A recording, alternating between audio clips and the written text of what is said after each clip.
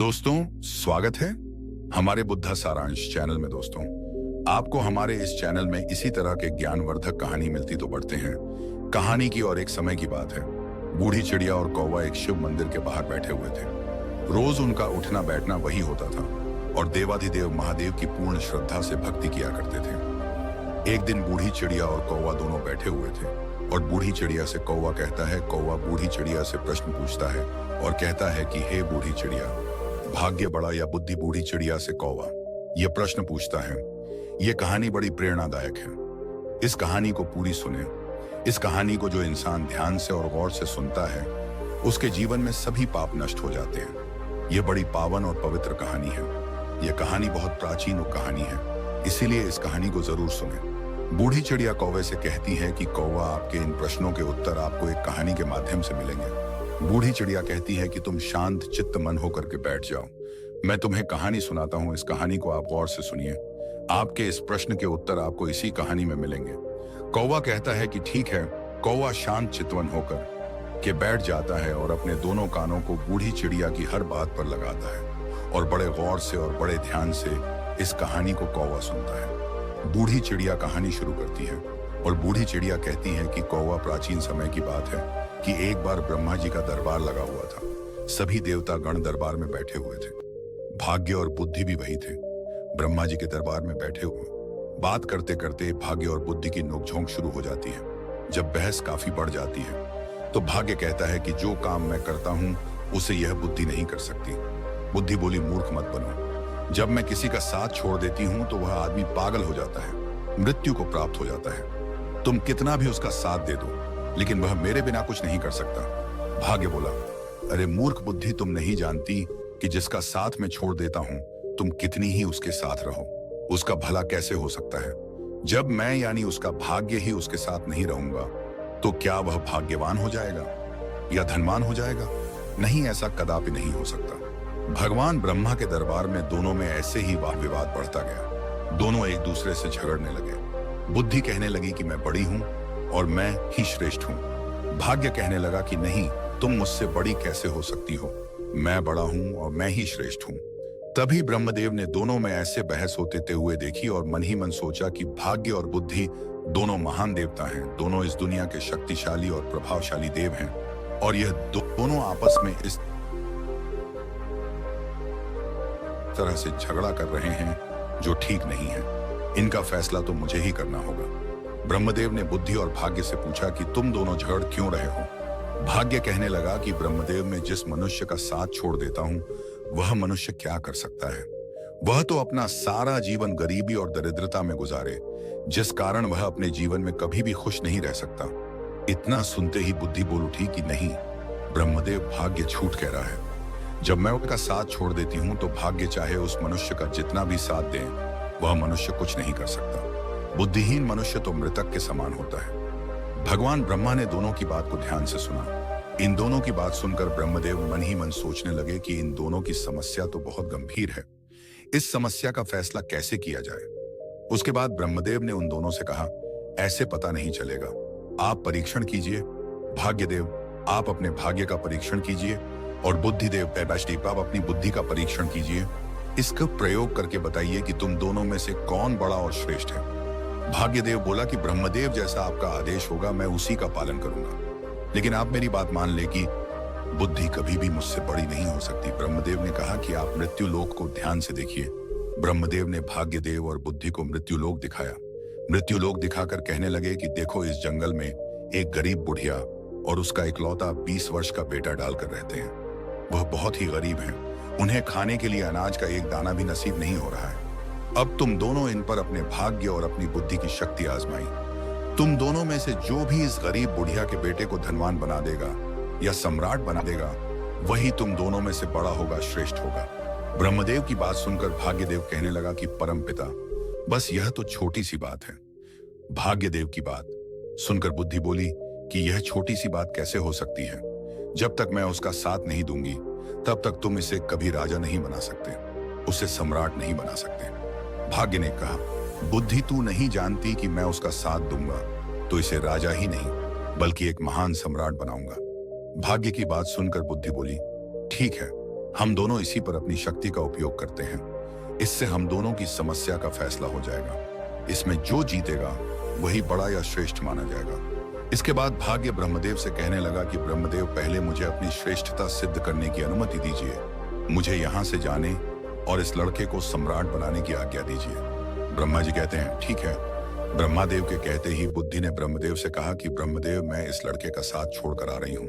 उसकी बात सुनकर भाग्य ने कहा कि ठीक है, तुम अभी उस लड़के का साथ छोड़ दो और ब्रह्मलोक में आ जाओ। बुद्धि भाग्य से कहने लगी कि भाग्य, ध्यान रखना, कहीं ऐसा ना हो कि तू इसे सम्राट बनाने के चक्कर में मार दे। यह व्यक्ति मरना नहीं चाहिए। भाग्य कहने लगा कि बुद्धि, तुम यह सब दूर से देखती रहो।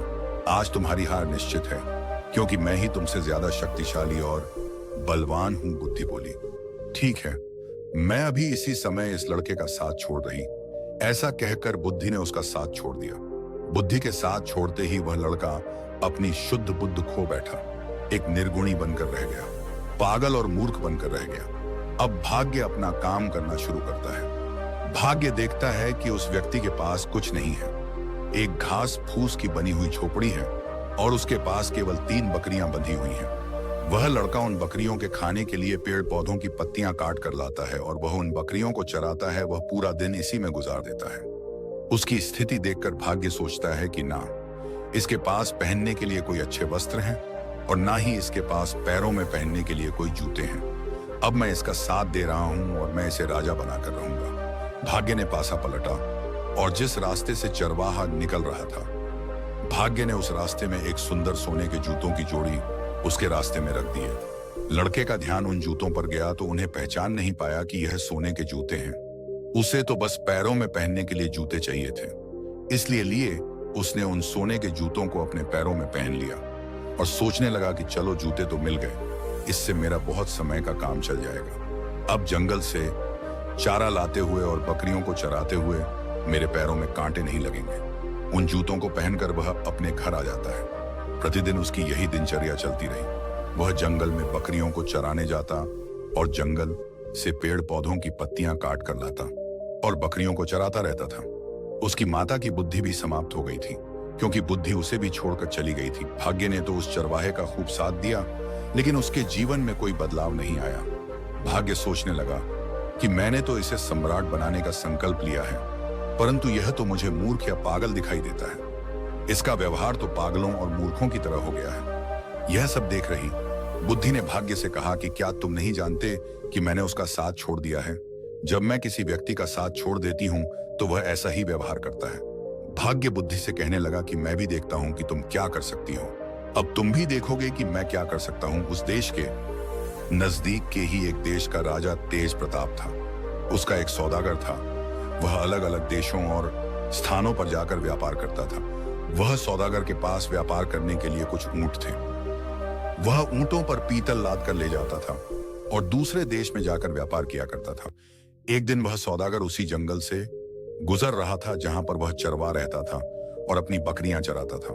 वह सौदागर ऊंट लेकर जा रहा था।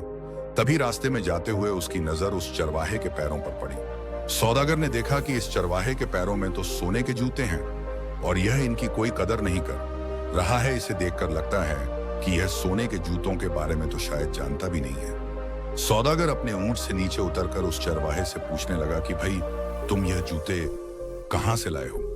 उस चरवाहे ने उस सौदागर को बताया कि यह जौन मुझे इस जंगल में रास्ते पर पड़े हुए मिले थे। सौदागर ने उस चरवाहे से पूछा कि क्या तुम इस जूतों को बेचना चाहोगे? तो उस चरवाहे ने कहा कि जरूर बेच दूंगा। इन्हें पहनते पहनते मुझे बहुत समय हो गया है, लेकिन यह टूटते या फटते बिल्कुल भी नहीं है। यह तो काफी समय से ऐसे ही हैं। व्यापारी ने चरवाहे से कहा कि यह जूते मुझे बेच दो। इन जूतों के बदले में जो चाहो मुझसे वह ले लो। उस चरवाहे ने व्यापारी से कहा कि मुझे इन जूतों के बदले में ज्यादा कुछ नहीं चाहिए, सिर्फ एक मन अनाज चाहिए जिससे मुझे और मेरी माता को 2 समय का भोजन प्राप्त हो जाए। हम तो भूखे मरते हैं। उसने सौदागर को वह सोने के जूते 1 मन अनाज के बदले ही दे दिए। सोने के जूते पाकर वह सौदागर बहुत खुश हो गया। वह सौदागर उस चरवाहे को 1 मन अनाज देकर चला जाता है। तब बुद्धि भाग्य से कहने लगी कि भाग्य, देखते नहीं कि तुम्हारे जूते तो 1 मन अनाज के बदले में बिक गए। तुम समझ रहे हो ना, तुम्हारे सोने के जूते 1 मन आटे में जा रहे हैं। भाग्य ने बुद्धि की बात सुनकर कहा, बुद्धि तुम चिंता मत करो, मैं जिसका साथ देता हूं उसे कोई भी राजा बनने से नहीं रोक सकता। मैं इसे एक महान सम्राट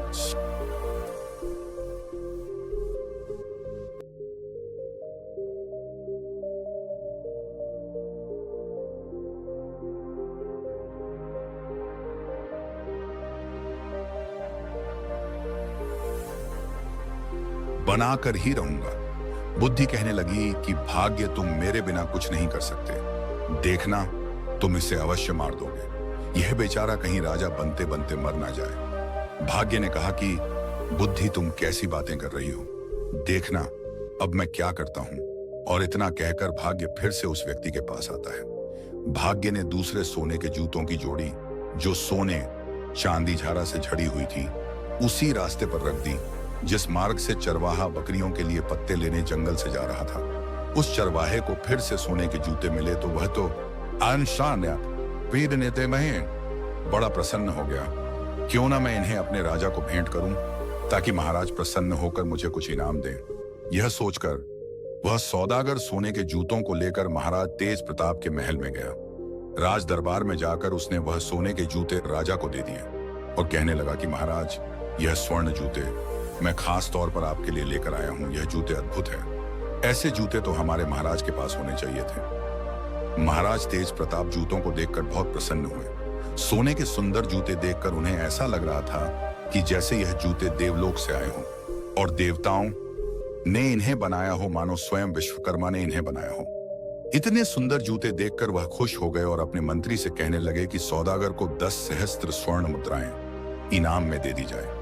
राजा तेज प्रताप ने उस सौदागर को 10 सहस्त्र स्वर्ण मुद्राएं इनाम में दिलवा दी। इतनी ज्यादा स्वर्ण मुद्राएं पाकर सौदागर बहुत खुश हो गया और अपने व्यापार को बढ़ाने की सोचने लगा। उसके बाद वह दोबारा अपने ऊंटों पर पीतल लाद कर दूसरे देश में व्यापार के लिए चल पड़ा।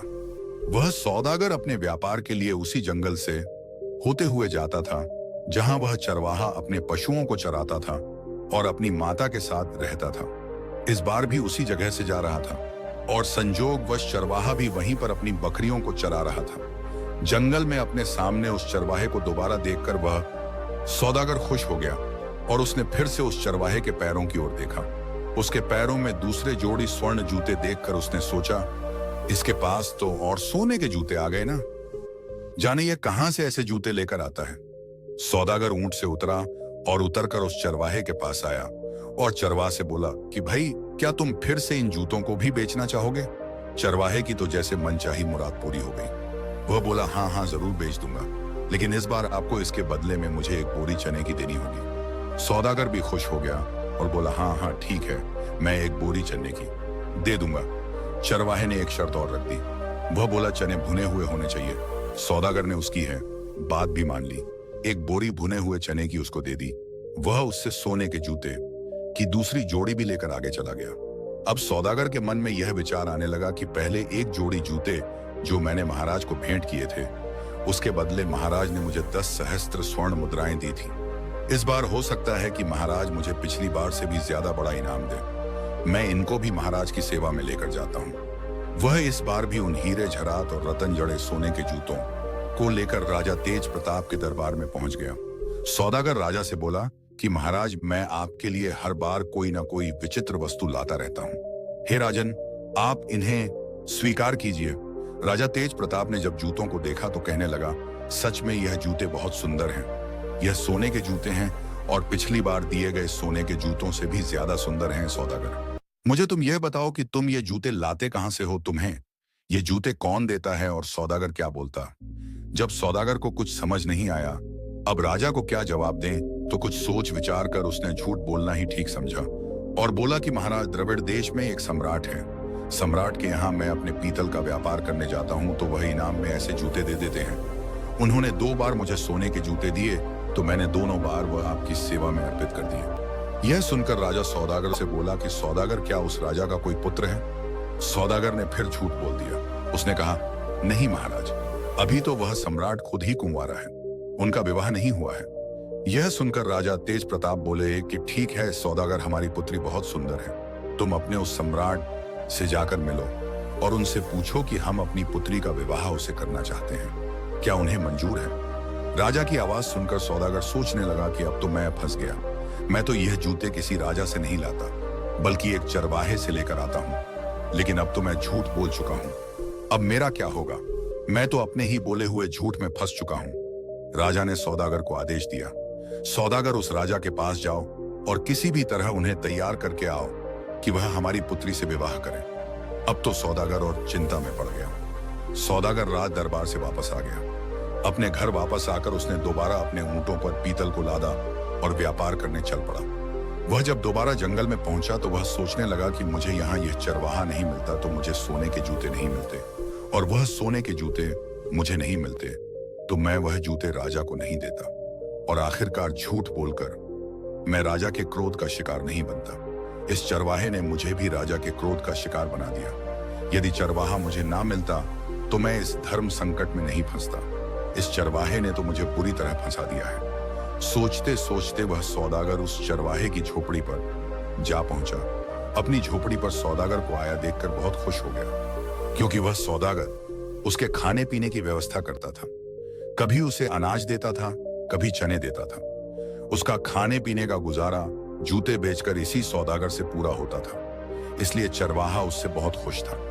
चरवाहा उससे बोला, सौदागर आइए, आपका स्वागत है। सौदागर वही उसके घर पर ही रुक गया। उसने अपने ऊंटों से पीतल को उतारकर वहीं पर रख लिया। पीतल को वहां एक तरफ रखकर वह उस चरवाहे से बातें करने लग पड़ा। इस समय भाग्य उस चरवाहे का साथ दे रहा था।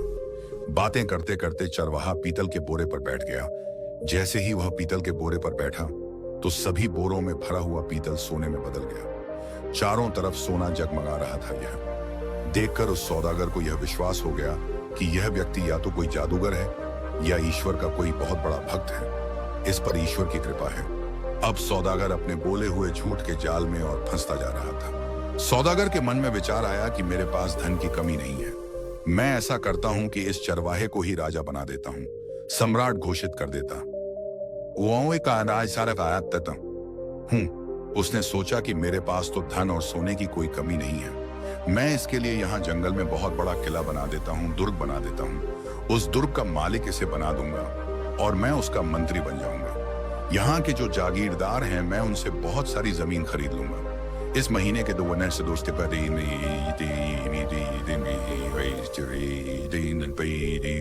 महीने बाद राजा के पास जाऊंगा और राजा को बता दूंगा यही सम्राट है।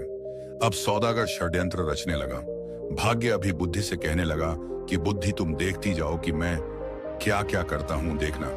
यही सौदागर अब चरवाहे को सम्राट बनाएगा। बुद्धि ने फिर से भाग्य से कहा कि कहीं ऐसा ना हो कि राजा बनते बनते यह मर ही जाए, क्योंकि इस समय इसके पास बुद्धि नहीं। जब यह बात भाग्य ने सुनी तो वह बोला कि बुद्धि तुम इतना घमंड मत करो, तुम अपना ज्यादा दिमाग मत लगाओ, यह सम्राट अवश्य बनेगा। दूसरी ओर सौदागर उस चरवाहे से कहने लगा कि चरवाहे, मैं तुम्हें यहाँ का सम्राट बना देता हूँ और तुम्हारे रहने के लिए एक बड़ा महल बना देता हूँ। सौदागर में बुद्धि थी क्योंकि उसका साथ बुद्धि दे रही थी। बुद्धि ने चरवाहे और चरवाहे की माता का साथ छोड़ दिया था।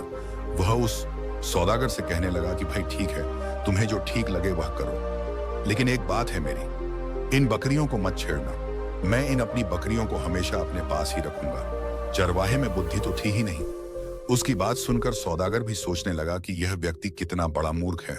मैं इसे राजा बना रहा हूं और इसे बकरियों की पड़ी है, यह कैसी बात कर रहा है। फिर भी सौदागर बोला कि ठीक है। सौदागर को तो मन ही मन राजा का डर सता रहा था। राजा ने उसे कहा था कि तुम्हें उस सम्राट से पूछकर आना है और मेरी लड़की का विवाह उसके साथ करवाना है। इसलिए उस चरवाहे को सम्राट बनाने के चक्कर में सौदागर ने चरवाहे की बात पर ध्यान नहीं दिया। उसने किले की नींव करवा दी और किले को बनवाना शुरू कर दिया। जल्दी ही उसने एक बहुत बड़ा, अच्छा, सुंदर और शानदार महल उस चरवाहे के लिए तैयार करवा दिया। सौदागर ने आसपास के सभी जागीरदारों से उनकी जमीन खरीद ली। उसने चरवाहे के लिए एक सेना भी बनानी शुरू कर दी। नौकर चाकर रखे, दास दासियां रखी। यह सब देखकर वह बुद्धिहीन चरवाहा मन ही मन सोचने लगा कि ना जाने यह सौदागर कहां से आ गया। इसने तो हमारी जिंदगी खराब कर दी। अब तो मुझे अपनी बकरियों को चराने के लिए भी समय नहीं मिलता है। यह हमेशा बातें करने में लगा रहता है। चरवाहे का तो अभी वही हाल था। वह बकरियों को जंगल में ले जाता और कर्म सर करवलाता सौदागर ने उस चरवाहे के लिए राजसी वस्त्र सिलवाए, उसके शीश पर मुकुट रखा, लेकिन चरवाहे ने अपना स्वभाव नहीं बदला। चरवाहा सौदागर से कहने लगा कि तुम्हें जो भी ठीक लगे वह करो, परंतु मेरी बकरियां कहीं नहीं जानी चाहिए।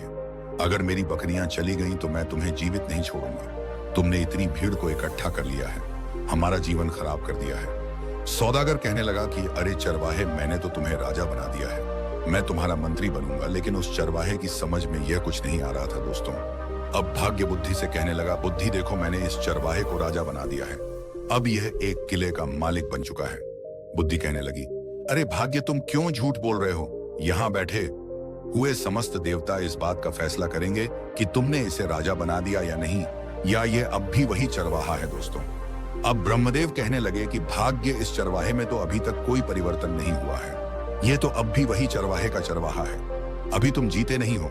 अब तो बुद्धि बोलने लगी कि ब्रह्मदेव, ऐसा होगा ही नहीं, क्योंकि जब तक मैं चरवाहे का साथ नहीं दूंगी तब तक चरवाहा राजा तो बनेगा ही नहीं, बल्कि उसके प्राण भी संकट में आ जाएंगे। यह मूर्खता करेगा और मारा जाएगा। परंतु भाग्य बोला, बुद्धि, मैं आपका साथ दूंगा तो तुम कुछ नहीं कर सकोगे, तुम बैठी रहो और तमाशा देखती रहो। दोस्तों, भाग्य फिर उस चरवाहे के पास आ जाता है। दोस्तों, उस सौदागर ने क्या किया, उसने जो उस चरवाहे की 3 बकरियां थी उन्हें भी किसी बकरियां खरीदने वाले को बेच दिया। जैसे ही उस चरवाहे को अपनी बकरियों के बिकने का पता चला तो वह जोर जोर से चिल्लाने लगा, रोने लगा। जब उसके सैनिकों ने, दरबारियों ने और अन्य लोगों ने देखा कि राजा तो ऐसा कर रहा है तो उन्हें लगा कि शायद राजा पागल हो गया। अब सौदागर ने उस चरवाहे को समझाया कि तुम ऐसा क्यों कर रहे हो, तुम ऐसी मूर्खता क्यों कर रहे हो, ये तो 3 बकरियां थी, मैं तुम्हें ऐसी बहुत सी बकरियां दिलवा दूंगा। सौदागर की यह बात सुन कर चरवाहा मान जाता है और वह चरवाहा सौदागर के पीछे पड़ गया कि चलिए मुझे आज ही बकरियां खरीद कर दीजिए। सौदागर उस चरवाहे से कहने लगा कि देखो भाई, अब तुम सम्राट बन गए हो, राजा बन गए हो, तुम ऐसी छोटी छोटी बातें क्यों करते हो? बच्चों जैसी बातें मत करो, मैं तो तुम्हारा विवाह करवाऊंगी। अपनी माता से पूछो, अपने यहाँ के राजा तेज प्रताप, उनकी पुत्री बहुत ही सुंदर है, उनसे तुम्हारी शादी करवाऊंगी। लेकिन चरवाहे में तो बुद्धि ही नहीं थी। वह सौदागर से कहने लगा, तुम मेरा क्या क्या विवाह करवाओगे? और उसकी माता भी कहने लगी, अब विवाह से क्या होगा, हमारी जिंदगी को तो तूने खराब कर ही दिया है। तुमने हमें इतनी भीड़ भाड़ में लाकर पटक दिया है। कहाँ हम इतनी शांति से रहते थे, अपनी बकरियां चराते थे और अपनी झोपड़ी में मजे से रहते थे।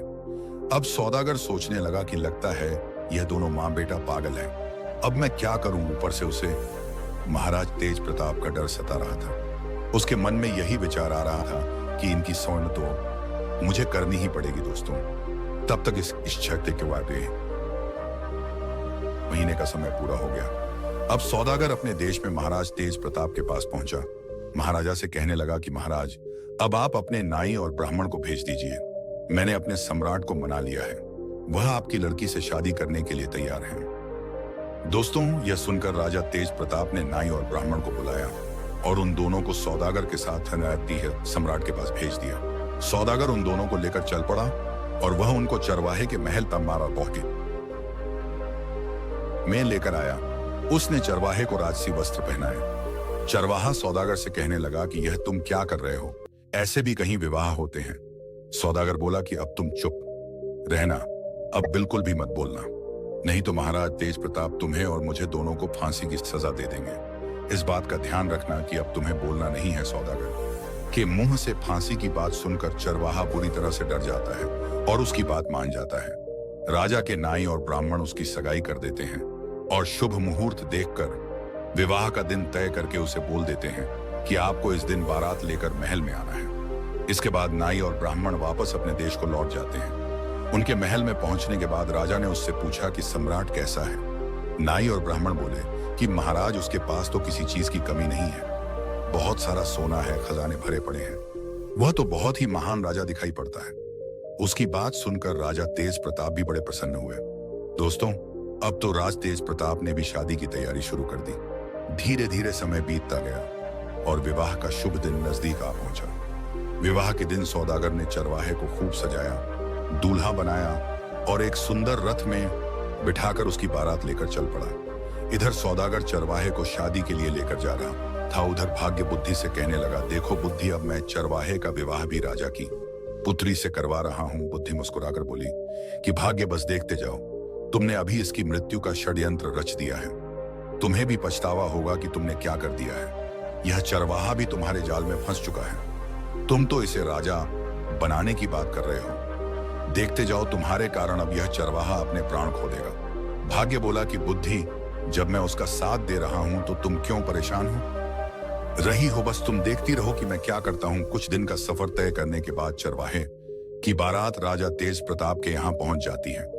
जब राजा ने देखा कि बारात पहुंच चुकी है, अपने मंत्रियों के साथ ढेर सारे उपहार लेकर बारात का स्वागत करने के लिए नगर के द्वार की ओर चल पड़ा। दूसरी ओर जब चरवाहे ने देखा कि सामने से ढाल तलवार लेकर कोई राजा सेना के साथ आ रहा है, तो वह बुरी तरह डर गया और वह अपने रथ से उतरकर भागने लगा। चरवाहे को भागता देखकर सौदागर ने सोचा कि यह तो पक्का मुझे मरवाएगा। सौदागर भी रथ से उतरकर पकड़ने के लिए उसके पीछे पीछे भागता है और उसे पकड़ लेता है। सौदागर पकड़कर उसे समझाता है कि राजा तुम्हें भी मार देगा और मुझे भी। तुम ऐसे क्यों भाग रहे हो? चरवाहा डर गया और चरवाहा बोला, ठीक है, लेकिन तुम्हें हर समय मेरे साथ ही रहना पड़ेगा। सौदागर के हाँ करने पर सौदागर के साथ वापस आ गया। सौदागर से कहने लगा कि यह राजा तो तलवार लेकर आ रहा है, कहीं हमें काटेंगे तो नहीं? सौदागर ने कहा, चिंता मत करो, वह तुम्हें कुछ नहीं कहेंगे। तुम्हारा विवाह होगा, तुम्हें दुल्हन मिलेगी, तुम डरो मत। इतना सुनकर वह चरवाहा वापस आकर अपने रथ पर बैठ जाता है। राजा ने देखा चरवाहा बना राजा देखने में तो बहुत सुंदर था। उसने बारात का स्वागत किया।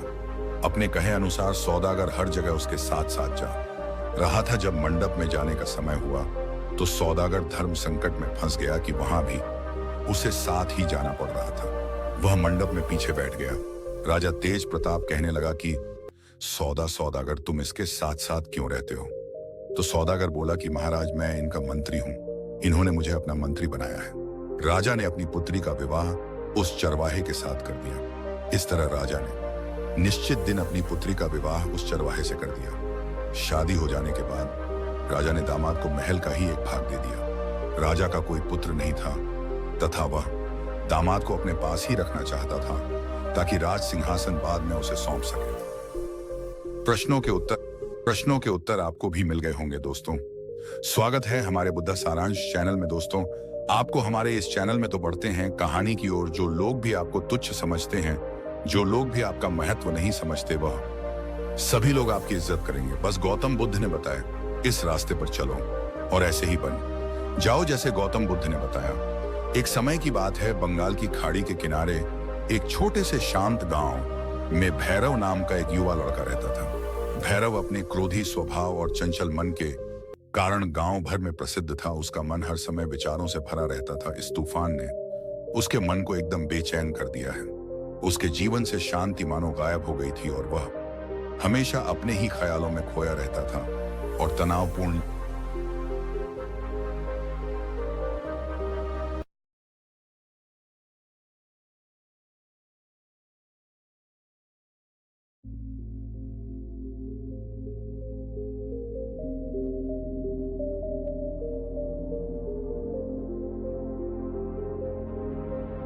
के कारण उनके अपने परिवार के सदस्यों और गांव वालों से भी संबंध अच्छे नहीं थे, जिससे वह और भी अधिक अकेला और अपमानित महसूस करने लगा। वह और भी अधिक मानसिक तनाव की स्थिति में चला जाता है। एक समय की बात है, भैरव अपने गांव की गलियों में घूम रहे थे। तभी उनकी मुलाकात एक महात्मा बुद्ध से हुई, जो एक पेड़ की छाया के नीचे ध्यान में बैठे थे। महात्मा बुद्ध के चेहरे से निर्मल शांति की आभा झलक रही थी। इस असीम शांति में भैरव महात्मा बुद्ध की ओर आकर्षित हुए। जब भारत महात्मा बुद्ध के करीब आया तो उसे अपने आसपास एक सकारात्मक ऊर्जा का एहसास हुआ। भैरव को एहसास हुआ कि इस असीम शांति और सकारात्मक ऊर्जा का स्रोत कहीं ना कहीं महात्मा बुद्ध के भीतर ही था।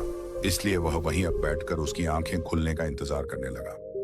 थोड़ी देर बाद जब महात्मा बुद्ध की आंख खुली तो उसने एक युवा लड़के को अपने सामने बैठा पाया, जो बहुत तनावग्रस्त और ऐसी नकारात्मक भावनाओं से भरा हुआ लग रहा था। भारत ने महात्मा बुद्ध की ओर हसरत भरी निगाहों से देखा और बहुत नम्रता से कहा, गुरु, मेरा मन बहुत अशांत है और मेरे मन के विचार मुझे खाए जा रहे हैं। मुझे एक पल के लिए भी शांति महसूस नहीं होती। क्या आप मुझे सिखा सकते हैं कि मैं अपने अशांत मन को कैसे शांत करूं?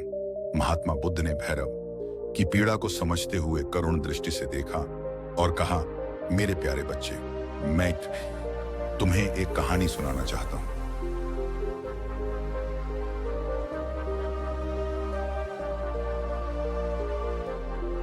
इस कहानी में मानसिक शांति और खुशी के रहस्य छिपे हैं। क्या आप कहानी सुनना चाहेंगे? भैरव ने हाँ में सिर हिलाया और पूरी एकाग्रता से कहानी सुनने को तैयार हो गए। उसके अंदर जिज्ञासा शर्म पर थी। बहुत समय पहले की बात है। एक नगर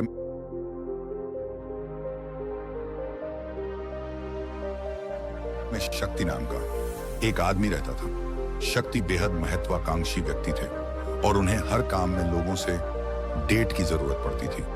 यदि उसे किसी से असफलता और बुराई सुनने को मिलती है तो वह गहरी चिंता और तनाव में चला जाता है। उनका मानना था कि सफलता और भौतिक शक्तियां खुशी देंगी, लेकिन वह जितना सफलता और प्रशंसा के पीछे भागता था उतना ही मानसिक तनाव में डूबता जाता था। लेकिन अचानक शक्ति का सामना उस समय के मशहूर महात्मा बुद्ध से हो गया, जिसका नाम महाकौशल था। महाकौशल अपने शिष्यों को ध्यान की शिक्षा देते थे और वह स्वयं एक बहुत ही ध्यान मग्न और प्रबुद्ध व्यक्ति थे। महाकौशल की अदर एकाग्रता से प्रभावित होकर शक्ति ने उनसे अपने भटकते मन को शांत करने का उपाय जानना चाहा। शक्ति ने कहा कि महात हमेशा सफलता के पीछे थे हैं और लगातार अधिक हासिल करने की कोशिश करते हैं, फिर भी मुझे कोई क्षणिक संतुष्टि या आत्मसंतुष्टि नहीं मिलती। इस निरंतर बेचैनी के बीच में शांति कैसे पा सकता हूं? महात्मा बुद्ध ने करुण दृष्टि से उसकी ओर देखा और उत्तर दिया, आपका मन एक अशांत नदी की तरह है जो हमेशा बहती और बहती रहती है। इसलिए इस अशांत मन को शांत करने के लिए आपको अपने विचारों को बिना किसी रुकावट के जाने देने की कला सीखनी होगी। शक्ति को आश्चर्य हुआ। उसने पूछा कि मैं अपने विचारों को कैसे जाने दूं? आखिर मैं भी तो अपनी इच्छाओं और महत्वाकांक्षाओं से बंधा हुआ हूं। यह सुनकर महात्मा बुद्ध मुस्कुरा दिए और कल्पना करें कि आपके हाथ में पानी का एक गिलास है। अब आप इसे जितनी देर तक पकड़कर रखेंगे यह उतना ही भारी होता जाएगा, और अगर आप इसे काफी देर तक पकड़े रहेंगे तो आपके हाथ में दर्द होने लगेगा। लेकिन अगर आप उस पकड़ को ढीला कर दें और छोड़ दें तो आपका बोझ खत्म हो जाएगा। भैरव ने कथा और उसका संदेश ध्यानपूर्वक सुना। वह समझ गया कि अपने विचारों और इच्छाओं से चिपके रहने से उसका बोझ बढ़ जाता है और अंदर ही अंदर अशांति पैदा कर देता है। अब भैरव को कथा का अंत सुनने की उत्सुकता से प्रतीक्षा थी। महात्मा बुद्ध ने कहानी जारी रखते हुए कहा कि शक्ति ने महात्मा बुद्ध के शब्दों के बाद विचारों को छोड़ने का अभ्यास करना शुरू कर दिया। वह बिना किसी पूर्व निर्णय के अपने विचारों और भावनाओं को आते और जाते देखता है। अब उसने विचारों को पकड़ना बंद कर दिया था। विचार उठते थे और अपने आप चले जाते थे। धीरे धीरे उसे यह एहसास होने लगा कि उसकी इच्छा और भावना ही सभी दुखों का कारण है। जैसे जैसे शक्ति ध्यान में गहरे उतरते गए, उन्होंने पाया कि वर्तमान में जीना ही आंतरिक शांति का एकमात्र स्रोत है। वह खुद को वर्तमान में स्थापित करके अपने मन की निरंतर बकवास से छुटकारा पा सकता है। धीरे धीरे शक्ति का मन एक शांत झील की तरह हो गया जो बाहरी दुनिया को अपने अंदर प्रतिबिंबित करती है। उन्होंने जीवन की सादगी में संतोष को अधिक महत्व दिया और भौतिक संपत्ति के प्रति अपना लगाव छोड़ दिया। जैसे ही ऐसे बदलाव की खबर लोगों के बीच फैली, दूर दूर से लोग मार्गदर्शन लेने आने लगे। लोगों को विचारों को मुक्त करने की कला सिखाना और उन्हें अपने भीतर शांति खोजने के लिए मार्गदर्शन करना। वह लोगों के बीच शांति और ज्ञान का प्रतीक बन गए। शक्ति और साधु की कथा समाप्त कर महाकौशल महात्मा बुद्ध कुछ देर के लिए चुप हो गए ताकि इस कहानी का अर्थ भैरव के मन में अच्छी तरह बैठ जाए। भारत ने महात्मा बुद्ध की ओर देखा तो उनकी आंखों में अब एक नई समझ दिखाई दे रही थी। भैरव ने धीरे से कहा कि मुझे इस कहानी में ध्यान दिखता है, लेकिन मैं इसे अपने जीवन में कैसे लागू करूं? मैं अपने अशांत मन को कैसे शांत कर सकता हूं? भैरव के इस सवाल पर महात्मा बुद्ध मुस्कुराते हैं और फिर कहा कि अशांत मन को शांत करने का अभ्यास आत्म जागरूकता से शुरू होता है। अपने भीतर उठने वाले विचारों का निरीक्षण करने के लिए प्रतिदिन कुछ समय निकालें। उन भावनाओं पर ध्यान दें जो आपके मन में आती हैं और देखें कि वे कैसे आती हैं और आकाश में गुजरते बादलों की तरह फिर कैसे चली जाती हैं। भैरव ने आंखें बंद कर ली और महात्मा बुद्ध के कहे अनुसार अपने विचारों का अवलोकन करने लगे। जैसे ही उसने अपने भीतर उठने वाले विचारों पर ध्यान देना शुरू किया, उसे एहसास हुआ कि इसलिए उसे चिंता और इच्छाओं की एक निरंतर धारा अपने अंदर बहती हुई महसूस हुई। सिर्फ एक एहसास ने ही नहीं, उसे एक अद्भुत शांति का एहसास कराया। उन्हें यह भी एहसास हुआ कि यह सभी विचारों और भावनाओं से अलग है। महात्मा बुद्ध ने आगे कहा कि जैसे शक्ति ने खुद को सभी मोह माया से अलग कर लिया था, अपने मन को अशांतकारी विचारों और भावनाओं से मुक्त करने का अभ्यास विकसित करें। बिना किसी पूर्वाग्रह के विचार को वैसे ही स्वीकार करें जैसे वह आता है, और फिर धीरे धीरे उन्हें जाने दें और अपना ध्यान वर्तमान क्षण पर केंद्रित करें। लेकिन भैरव ने टोक हुए कहा कि क्या होगा अगर विचार और भावनाएं इतनी मजबूत हो कि वे बनी ही रहे और दिमाग से निकलने से इनकार कर दें। महात्मा बुद्ध ने भैरव की बात पर सहमति जताते हुए सिर हिलाया और कहा, ऐसे कई मौके आएंगे जब आपके मन में सवालों का बवंडर चल रहा होगा, जब आपका दिमाग आपकी बात ही नहीं सुनेगा। तो ऐसे में आपको अपनी सांसों की कटी ताकत पर विश्वास करना होगा। एक बार फिर भिक्षु ने भैरव से कहा, अपनी आंखें बंद करो और अपनी सांसों पर ध्यान केंद्रित करने के लिए अपने पेट को ऊपर उठता हुआ और मथता हुआ महसूस करो। महात्मा बुद्ध ने बताया कि जब भी आपका मन अशांत हो तो तुरंत अपनी सांसों पर लौट आए। सांस की वाद्य गति आपको तुरंत वर्तमान के चरणों में वापस खींच लेगी और आपको शांति का अनुभव अवश्य होगा। एक महात्मा बुद्ध के निर्देशानुसार आने और जाने वाली सांसों पर ध्यान केंद्रित करने का प्रयास किया। इस छोटे से व्यायाम से उन्हें मानसिक शांति का अनुभव हुआ। उसे याद आया कि उसकी सांसें हमेशा उसके साथ थी, जो उसे वर्तमान क्षण की याद दिलाती थी, आराम और शांति लाती है। भैरव के इस विकास को देखकर महात्मा बुद्ध मंद मंद मुस्कुराए और बोले, बेचैन मन को शांत करना एक ऐसी साधना है जिसके लिए बहुत प्रयास और दृढ़ इच्छा शक्ति की आवश्यकता होती है, क्योंकि लगातार व्यायाम से मांसपेशियां मजबूत होती हैं, उसी तरह नियमित अभ्यास से मन भी शांत होता है। स्वीकृति में सिर हिलाते हुए एक महात्मा बुद्ध को धन्यवाद देते हुए उन्होंने वादा किया,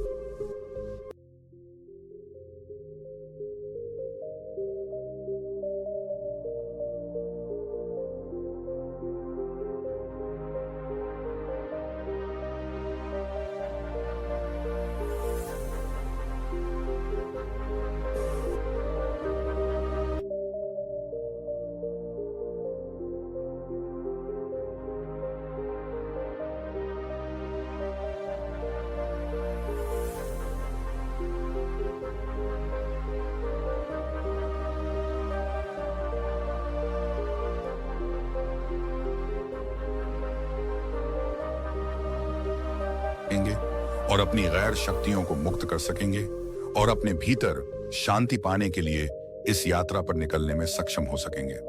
महात्मा बुद्ध ने भैरव के कंधे पर हाथ रखा और कहा कि मुझे आपकी क्षमता पर बहुत विश्वास है और आपको जल्द ही अपनी आंतरिक मिलेगी, लेकिन याद रखें कि यह आसान नहीं होगा। लेकिन अगर आप दृढ़ इच्छा शक्ति और खुले दिल से प्रयास करेंगे तो आप निश्चित रूप से वह मुकाम पा लेंगे जो आपके अंदर है। उस दिन से भैरव अपने अशांत मन को शांत करने का प्रयास करने लगे और हर दिन ध्यान करने के लिए एक अलग समय निर्धारित करें। उसने अपने मन में उठने वाले विचारों को बिना किसी रोक टोक के जाने दिया और अपनी सांसों के जरिए खुद को वर्तमान में बनाए रखने की कोशिश की। समय के साथ अभ्यास करते हुए भैरव को अपने अंदर शांति का अनुभव हुआ। जैसे जैसे समय बीतता गया, भैरव को ज्ञान और शांति का स्रोत कहा जाने लगा। ग्रामीण अपने अशांत मन को शांत और मन करने के लिए भैरव के पास आते हैं। महात्मा बुद्ध के शिक्षक आत्म जागरूकता की शक्ति को साझा करते हैं और दूसरों को महात्मा बुद्धों के विचार पढ़ाने में मदद करते हैं और आंतरिक शांति पाने की शिक्षाओं को साझा करते हैं। इसके साथ ही उन्होंने अपनी सांसों पर ध्यान देने और अपने विचारों को मुक्त करने की कला भी सिखाई। ऐसे निवासियों का विकास हुआ और उन्हें मन की अमूल्य वही शांति मिली। महात्मा बुद्ध की शिक्षाओं और भैरव द्वारा संचालित अभ्यास के माध्यम से विचारों को त्यागने और वर्तमान में जीने की कला दूर दूर तक फैल गई है। उन्होंने कई लोगों की जिंदगी बदल दी और जैसे जैसे समय बीतता गया उनकी जिंदगी और भी बदलती गई। भैरव का शांत प्रभाव उसके गांव की सीमाओं से परे तक फैला हुआ है। आसपास के गांवों और शहरों से लोग भैरव के परिवर्तन की कहानी सुनते हैं, उनसे सलाह लेने आते हैं। मन के बोझ तले दबे लोगों के लिए भारत आशा की किरण बन गया। भारत की शिक्षाएं केवल ध्यान और प्रवचन तक ही सीमित नहीं थी, बल्कि वह रोजमर्रा के काम जागरूकता के साथ करने पर ज्यादा जोर देते थे। वह लोगों को अपनी भावनाओं के प्रति जागरूक रहने की याद दिलाते थे। इस बात पर ध्यान दें कि आप दिन भर में क्या कहते हैं और अपने आसपास होने वाली घटनाओं पर आप कैसे प्रतिक्रिया करते हैं। काम पूरी जागरूकता के साथ करें। जब आप खाएं तो प्रत्येक टुकड़े के स्वाद का आनंद लें। जब आप सूरज की रोशनी के सामने खड़े होते हैं तो उसकी गर्मी महसूस करते हैं। लोग क्या कहते हैं उसे ध्यान से सुने और समझे। छोटे छोटे बदलावों से लोगों के जीवन में चमत्कारिक परिवर्तन आए। भैरव की शिक्षाओं से लोगों ने सीखा कि जीवन का आनंद वर्तमान में जीने में है। दोस्तों, मुझे आशा है कि आपने इस वीडियो से बहुत कुछ सीखा होगा, लेकिन रुकिए दोस्तों, अब हम जानते हैं कि मन को पढ़ने की रहस्यमय विधि क्या है। कैसे किसी के भी मन को अपने अंदरूनी शक्ति से पढ़ा जा सकता है। तो चलिए दूसरे कहानी की शुरुआत करते हैं। किसी के भी मन की बातें जानने के लिए 3 तरीके होते हैं, लेकिन इन तीनों तरीकों को समझना अति आवश्यक है। यदि आप इन तीनों तरीकों को समझ लेते हैं तो आप किसी के भी मन की बातें बड़ी ही आसानी से जान सकते हैं। एक बुद्ध कहानी के माध्यम से समझते हैं कि किस तरह से आप दूसरों की मन की बातें जान सकते हैं, समझ सकते हैं। बहुत समय पहले की बात है। एक छोटा सा गांव था। उस गांव में 2 भाई रहा करते थे। बड़ा भाई अंधा था, जिसके कारण वह हमेशा घर पर ही बैठा रहता था, और छोटा भाई खेती किया करता था। लेकिन खेतों में अधिक जानवर आने से पूरी फसलें नष्ट हो जाती थी, जिस कारण छोटा भाई बहुत परेशान हो चुका था। तभी उसे एक तरकीब सूझी। एक दिन उसने सोचा, खेतों में से इन जानवरों को भगाने के लिए क्यों ना मैं अपने बड़े भाई की मदद लूं। वैसे से भी बड़े भैया अंधे हैं। अगर वह खेत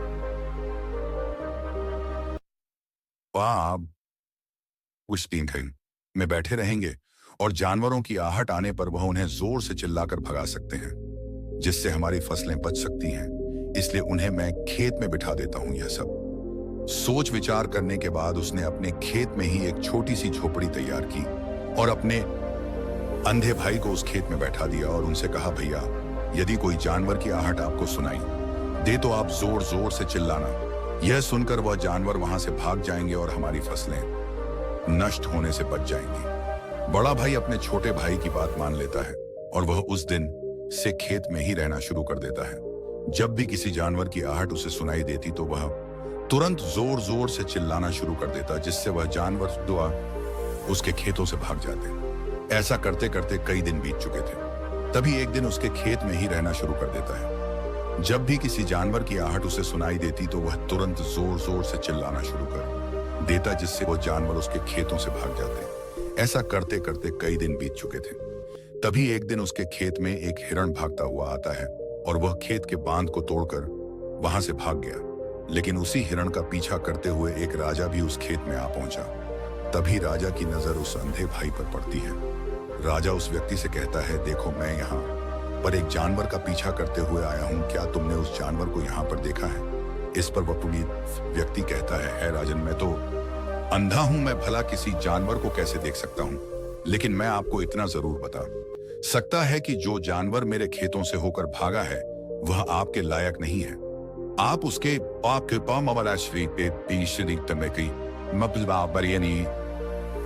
पीछे अपना समय यूं ही व्यस्त कर रहे हैं। राजा उस अंधे व्यक्ति की बात सुनकर बड़ा अचरज में पड़ गया। यह सोचने लगा कि आखिर यह तो अंधा है, फिर इसे कैसे पता कि जिस हिरण को मैं तलाश रहा हूं वह हिरण मेरे लायक है ही नहीं। यह अंधा व्यक्ति मुझे कैसे बता सकता है? तभी राजा उस अंधे व्यक्ति से कहता है, कहीं तुम मुझसे झूठ तो नहीं कह रहे हो? एक तरफ तुम यह कहते हो कि तुम अंधे हो और दूसरी तरफ तुम यह भी कह रहे हो कि जो जानवर यहाँ से भागा है वह मेरे लायक नहीं है। इस पर वह अंधा व्यक्ति कहता है, हे राजन, जिसे आप एक हिरण समझ रहे हैं, असल में वह एक हिरण नहीं है बल्कि एक हिरणी है, और वह भी गर्भवती है।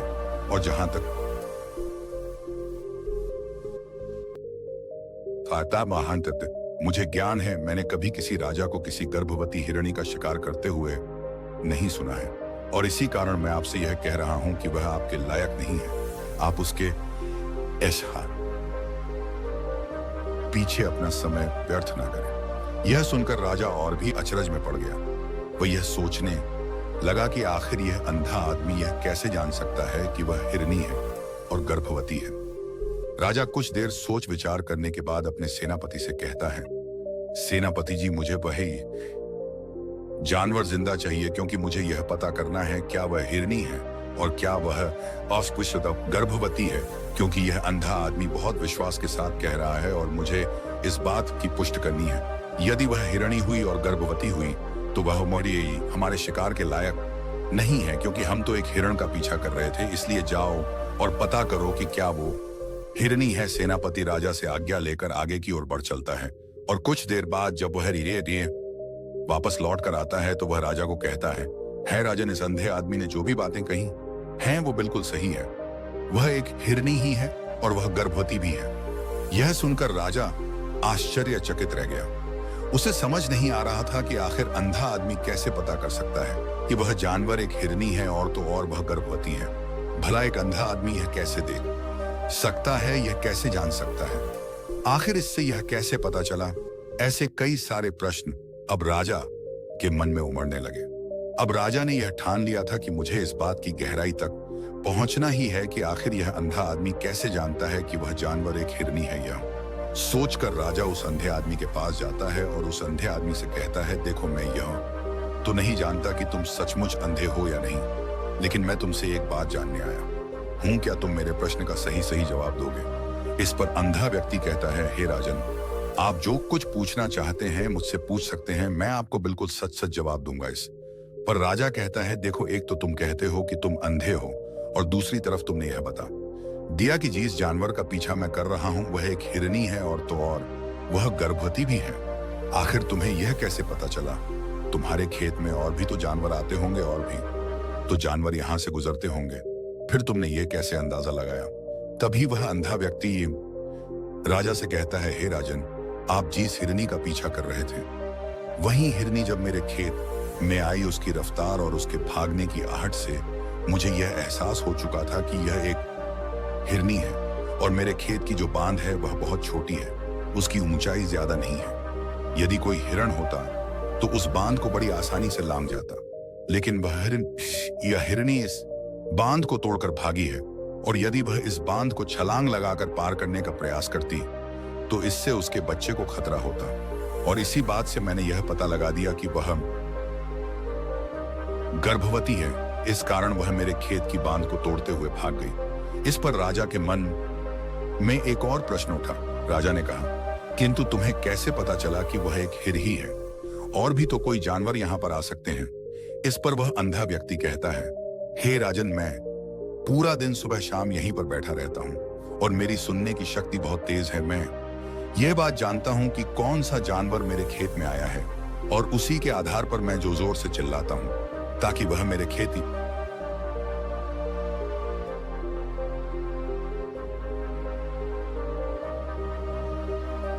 भाग जाए और मेरे खेत की फसलों को नष्ट ना करे। राजा उस अंधे आदमी का यह जवाब सुनकर पूरी तरह से संतुष्ट हो चुका था। वह मन ही मन यह सोच रहा था कि आदमी भले ही अंधा हो, लेकिन यह तो बड़ा ज्ञानी मालूम पड़ता है। इस आदमी से कुछ ना कुछ तो काम निकलवाना ही चाहिए। यह विचार लिए हुए राजा वहां से वापस अपने महल की ओर लौट जाता है। राजमहल पहुंचते ही राजा उस अंधे व्यक्ति से कहता है, आप तो बड़े ज्ञानी व्यक्ति हैं, आपको किसी भी बात का पता बड़ी आसानी से चल जाता है। आज मैंने आपको यहाँ पर इसलिए बुलाया है क्योंकि मैं आपसे यह जानना चाहता हूँ कि मेरी पत्नी पतिव्रता है या नहीं। इस पर वह अंधा व्यक्ति कहता है, हे राजन, यह कैसा प्रश्न हुआ? इस पर राजा कहता है, मैंने आपसे बिल्कुल उचित प्रश्न किया है, मुझे इस प्रश्न का उत्तर दीजिए। इस पर वह अंधा व्यक्ति कहता है, हे राजन, यह सारी बातें जाने दीजिए। आपकी शादी को इतने साल बीत चुके हैं और अब आप यह बात क्यों जानना चाहते हैं? आपके मन में ऐसे प्रश्न क्यों उठ रहे हैं? इस पर राजा जिद करते हुए कहता है, देखिए, आपको मुझे इस प्रश्न का उत्तर तो देना ही होगा। यदि आप मुझे इस प्रश्न का उत्तर नहीं देंगे तो मैं आपको मृत्यु दंड दे दूंगा। राजा के मुख से यह बात सुनकर वह अंधा व्यक्ति कहता है, हे राजन, यदि आप इस प्रश्न का उत्तर चाहते हैं तो उसके लिए आपको मेरा एक काम करना होगा। राजा कहता है, बोलो, मुझे क्या काम करना होगा इस पर? व्यक्ति कहता है, इसके लिए आपकी पे को मेरे साथ कमरे में अकेले छोड़ना होगा। उस अंधे व्यक्ति की यह बात सुनकर राजा पहले तो क्रोधित हो जाता है, लेकिन फिर कुछ सोच विचार करने के बाद वह उस व्यक्ति की बात मान लेता है और अपने सेनापति को आदेश देता है, सेनापति जी, इस व्यक्ति को और मेरी पत्नी को एक कमरे में कुछ देर के लिए अकेला छोड़ दें। सेनापति बिल्कुल वैसा ही करता है। अब राजा की पत्नी और अंधा आदमी एक कमरे में बंद हो चुके होते हैं। तभी वह अंधा आदमी राजा की पत्नी से कहता है, मुझे आपको छूना है। इस बात पर रानी अत्यधिक क्रोधित हो जाती है और उस अंधे आदमी को वह पकड़ पकड़ कर पीटने लगती है, कभी हाथों से, तो कभी लात से, तो कभी पटक पटक कर तरह से उन्होंने उस अंधे आदमी की खूब पिटाई की। उसके बाद किसी तरह से वह अंधा आदमी अपनी जान बचाकर वहां से भाग निकलता है और वह राजा के पास पहुंचता है और वह राजा से कहता है, हे राजन, आपकी पत्नी में पतिव्रता नहीं है। यह बात सुनकर राजा अत्यधिक क्रोधित हो उठता है और राजा अपनी तलवार निकालकर सीधा अपनी पग की ओर जाता है और क्रोधित होकर वह अपनी रानी से कहता है, रानी जी, आज मैं जो भी सवाल आपसे करने वाला हूं उसका मुझे सच सच जवाब दीजिएगा, और यदि आपने एक शब्द भी झूठ कहा तो मैं आपका अभी के अभी सर धड़ से अलग कर दूंगा, तभी आगे बढ़े। राजा कहता है, मुझे बताइए, क्या आप पतिव्रता है या नहीं? इस पर रानी कहती है, हे राजन, आप भले ही मुझे जान से मरवा दीजिए, लेकिन मैं अनबे पतिव्रता नहीं हूं राजा। यह बात सुनकर बहुत खुश हुआ, क्योंकि उस अंधे आदमी ने जो भी कहा था वह बिल्कुल सच था। यह बात सुनकर तुरंत ही राजा उस आदमी के पास पहुंचता है और आकर उस अच्छे आदमी से कहता है, तुम्हें कैसे पता चला कि मेरी पत्नी पतिव्रता नहीं है? इस पर वह अंधा आदमी कहता है, हे राजन, बड़ी सीधी सी बात है। मैंने तो आपकी पत्नी से बस इतना ही कहा था कि मुझे आपको छूना है, और इस बात पर वह इतना क्रोधित हो उठी कि उन्होंने गुस्से में आकर मुझे लात घूंसों से पीटना शुरू कर दिया। और भला कोई औरत किसी और मर्द को कैसे छू सकती है? लेकिन उन्होंने ना आप देखा ना ताओ, बस लात घूंसे मुझ पर बरसाने शुरू कर दिए। वह भी तो एक छूना ही हुआ, और एक पतिव्रता नारी कभी भी पराये मर्द को नहीं छूती। जब मैंने उसे छूने के लिए कहा था तो वह उस वक्त मुझे मना कर सकती थी, लेकिन उन्होंने तो मुझे पीटना शुरू कर दिया और देखते ही देखते उन्होंने मेरे पूरे शरीर को छू लिया। अब आप ही बताइए, ऐसी स्त्री भला पतिव्रता कैसे हो सकती है? इस पर राजा कहता है, तुम तो बड़े ज्ञानी मालूम पड़ते हो। अच्छा ठीक है, चलो तुम मेरे एक प्रश्न का और जवाब दो। यदि तुमने मुझे इस प्रश्न का सही जवाब दे दिया तो मैं तुम्हें यहां से जाने दूंगा। आगे राजा उस अंधे आदमी से कहता है कि तुम मुझे यह बताओ, क्या मैं सच में अपने पिताजी का ही बेटा हूं या फिर किसी और का? इस पर वह अंधा भी कहता है, हे राजन, इस बात से आपका क्या लेना देना? आप किसी की भी औलाद हो, आखिर आप हैं तो इस राज्य के राजा, इसलिए इस प्रश्न को जाने दीजिए। लेकिन राजा कहता है, नहीं, मुझ इस प्रश्न का सही जवाब चाहिए, अन्यथा यह प्रश्न मुझे हमेशा परेशान करता रहेगा। इसलिए मैं इसका सही जवाब जानना चाहता हूं। यदि तुम इसका सही जवाब दे देते हो तो तुम यहां से जा सकते हो, मैं तुम्हें नहीं रोकूंगा। इस पर वह अंधा आदमी कहता है, हे राजन, इसके लिए तो मुझे आपकी मां के पास भी जाने की कोई आवश्यकता नहीं है। मैं आपको अभी यह बता सकता हूं कि आप किसकी औलाद हैं, लेकिन उससे पहले मैं चाहता हूं कि आप मुझसे एक वादा करें कि आप मुझ पर क्रोध नहीं करेंगे। राजन ने कहा, मैं तुमसे वादा करता हूं, मैं तुम पर क्रोध नहीं करूंगा। इसके बाद वह अंधा आदमी राजा से कहता है, हे राजन, आप हैं तो अपने ही पिता के पुत्र, लेकिन आप पर एक कंजूस सेठ की छाया पड़ी हुई है। यह सुन राजा बहुत क्रोधित हो उठा और वह तुरंत तलवार निकालकर अपनी मां के पास जा पहुंचा। वह वहां पर पहुंचने के बाद अपनी मां से बता रहा कहता है, मां, मुझे सच बताइए, क्या मैं अपने ही पिता का पुत्र हूं या नहीं? यदि आपने मुझे सही नहीं बताया तो वह यहीं पर अपने प्राण त्याग दूंगा। मुझे बताओ, क्या सच है? इस पर उस राजा की मां कहती, बेटा, तू है तो अपने ही पिता का पुत्र, लेकिन तुम्हारे ऊपर एक कंजूस सेठ की छाया पड़ी हुई है। जब मैं एक बार नहाने के बाद अपना मुंह आईने में देख रही थी, तभी उस कांच के पीछे मुझे एक कंजूस सेठ नजर आता है और उसी पोइने की छाया तुम पर पड़ चुकी है। यह सुन राजा बहुत खुश हो जाता है और वह तुरंत दौड़ा वापस उस अंधे आदमी के पास पहुंचता है और उस अंधे आदमी से कहता है, तुम्हें यह कैसे पता चला कि मुझ पर एक कंजूस सेठ की छाया पड़ी हुई है? इस पर वह आदमी कहता है, हे राजन, आपने मुझसे कई सारे सवाल पूछे जिनका जवाब मैंने आपको सही दिया है। यदि कोई और राजा होता तो मुझे इसके बदले में ढेरों सारे इनाम मिल चुके होते, लेकिन अब तक आपने एक फूटी कौड़ी तक नहीं दी है। इस बात से ही मैंने अंदाजा लगा लिया था कि आप बहुत कंजूस हो। यह बात सुनकर राजा जोर से हंसने लगा और कहता है कि आप जो भी मांगेंगे वह मैं आपको अवश्य दूंगा, लेकिन मुझे यह बताओ कि तुम्हें कैसे पता चल जाता है कि कौन सी बात सही है और कौन सी गलत? तुम किसी भी बात का इतना सटीक और सही जवाब कैसे दे पाते हो? इस पर वह अंधा आदमी कहता है, हे राजन, मैं तो वैसे ही अंधा हूं। यदि मेरी आंखें होती तो मैं किसी की भी मन की बातें बड़ी सरलता से जान लेता। मन की एक भाषा होती है और यह भाषा मनुष्य के शरीर के व्यवहार के रूप में देखी जा सकती है। उसकी आंखों से, उसके होठों से, उसके काम करने के तरीके से, उसकी क्रियाओं से पता किया जा सकता है कि उसके मन में क्या चल रहा है। उसके आधार पर हम किसी के भी मन की बातें जान सकते हैं। लेकिन मैं तो अंधा हूं, मैं देख नहीं सकता। यदि मुझे कोई बात जाननी हो तो अगले आदमी को कुछ काम देना पड़ता है, जिस पर वह व्यक्ति किस प्रकार काम करता है, किस तरीके से इस काम को करता है, उसके आधार पर ही मैं यह पता कर पाता हूं कि उसके मन में क्या चल रहा है। तभी वह राजा कहता है, तो क्या इसका अर्थ यह हुआ कि मैं भी किसी के मन की बातें जान सकता हूं? इस पर वह अंधा आदमी कहता है, हे राजन, अवश्य आप भी किसी भी व्यक्ति के मन की बात जान सकते हैं, किंतु उससे पहले आपको अपने ऊपर काम करना होगा, और वह काम है अपने मन को शांत करना, अपने मन को वर्तमान में लाना, जिसके लिए मैं आज आपको 3 तरीके बताने वाला हूं। और यह तीनों ही तरीके बड़े ही आसान और सरल हैं। किंतु हे राजन, उससे पहले आपको एक काम करना होगा, अपने मन को एकाग्र करना होगा। जब हम अपने मन को एकाग्र करते हैं, अपने मन को वर्तमान में लाते हैं, तो हम दूसरे के मन की बात जान सकते हैं, क्योंकि वह आदमी अभी भी अपने मन में वर्तमान में ही सोच रहा है और हमें भी मन को वर्तमान में ही लाना होगा। तभी हम उसके मन की बातें जान सकते हैं। यदि हम अतीत में हुई घटनाओं के बारे में सोच रहे हैं, तो वह जो अगला आदमी वर्तमान में सोच रहा है, वर्तमान में अपने मन में बात कर रहा है, वह हम कैसे जान पाएंगे?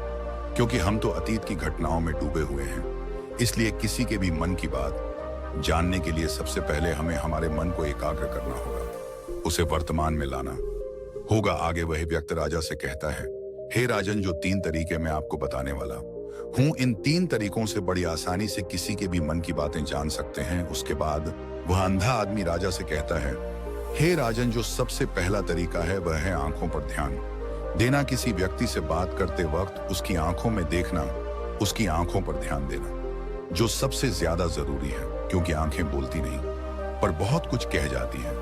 यदि हम किसी व्यक्ति की आंखों के इशारों को समझना सीख जाए, हम यह जान पाएंगे कि व्यक्ति के दिमाग में क्या चल रहा है, वह क्या सोच रहा है, और अभी वह क्या करने वाला। मेरे पास आंखें नहीं, लेकिन मैंने अपने गुरु से यह विद्या सीखी है, क्योंकि बहुत सालों पहले मेरे पास आंखें थीं और मैं उस वक्त लोगों के मन की बातें केवल उनकी आंखों से ही जान लेता था।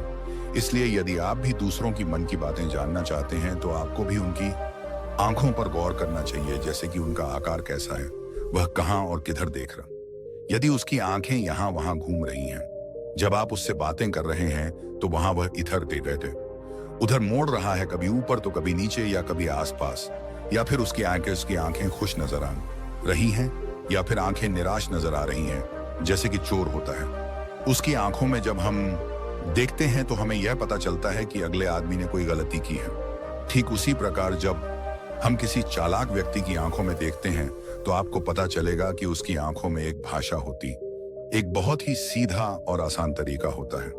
यदि आपको यह पता लगाना है कि सामने वाला व्यक्ति आपसे झूठ कह रहा है या फिर सही, तो आपको उसकी आंखों पर ध्यान देना अति आवश्यक है। यदि आपसे बात करते वक्त वह व्यक्ति अपनी आंखें यहां वहां घुमा रहा है, ऊपर नीचे, इधर उधर, दाएं बाएं, हर जगह देख रहा है, तो इसका अर्थ यह हुआ कि वह उस बात से निकलने का कोई रास्ता ढूंढ रहा है और कोई झूठ बना रहा है। यदि सामने वाला व्यक्ति आपसे कुछ झूठ कहने का प्रयास कर रहा है तो वह आपसे नजर नहीं मिलाएगा। वह यहां वहां देखेगा, ऊपर नीचे देखेगा, लेकिन वह आपकी आंखों में आंखें डालकर कभी नहीं देख पाएगा, क्योंकि उसे डर है कि यदि उसने आपकी औनक में आंखें डालकर देखा तो उसका झूठ पकड़ा जाएगा और लोगों को सच्चाई का पता चल जाएगा। और इसी प्रकार कुछ और भी भाषाएं होती हैं। जब आप किसी की आंखों में आंखें डालकर यह देखना शुरू कर देंगे कि उसके हाव भाव क्या है, ठीक उसी प्रकार चेहरे के हाव भाव होते हैं, जिससे हम मन की बातें बड़ी आसानी से समझ सकते हैं। और इन्हें भी समझना बहुत जरूरी है। कभी कभी कोई व्यक्ति अपने चेहरे से जैसे आंख, होंठ और बहुत से कुछ अलग अलग व्यवहार करता है। ऐसे ही वीडियो के लिए बुद्धा सारांश चैनल को सब्सक्राइब करें।